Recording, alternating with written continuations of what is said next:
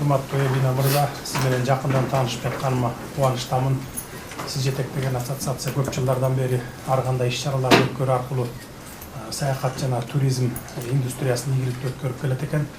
Биз бул чөйрөдө кызматташтыкты, өнөктөштүктүн өз ара пайдалуу жана узак мөөнөттүү шарттарында орнотууга кызыктарбыз. Бүгүнкү күндө Кыргызстанда ишкердик, дарылоо, ден соолукту чыңдоо, маданий, ошондой эле активдүү туризм сунушталууда. Кыргызстанда ар бир турист өзүн ыңгайлуу жана ишенимдүү сезиш керек. Биз туризмди өнүктүрүү үчүн жагымдуу шарттар түзүүгө багытталган реформалар жүргүзүп жатабыз. Урматтуу Эбина мырза, Японияга жыл сайын 10 миллион чет элдик туристтер келет экен.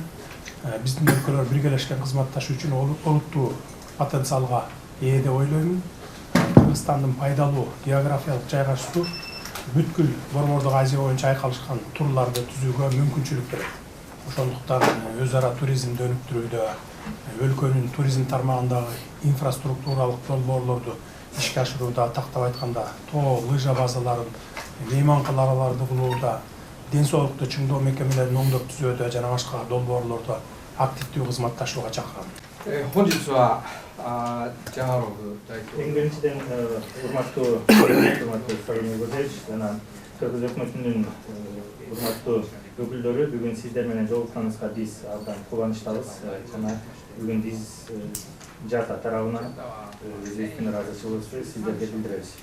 Жата агенттиги боюнча ассоциация боюнча айта кете турган болсок, 1113 туризмге байланыштуу компаниялар биздин мүчөлөрүбүз болуп эсептелет.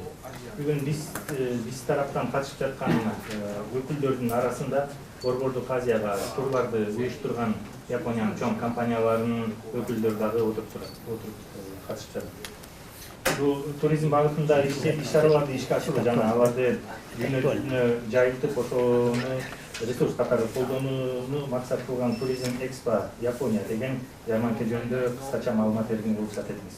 Азыркы биздин колдо болгон маалыматка ылайык Кыргызстанга жылына Япониядан 6000ге жакын адам барат деген маалымат бар. Алардын көбү Казакстан Алматы шаары же болбосо Өзбекстандын Ташкент шаары аркылуу Кыргызстанга барат деген маршруту тандашкан.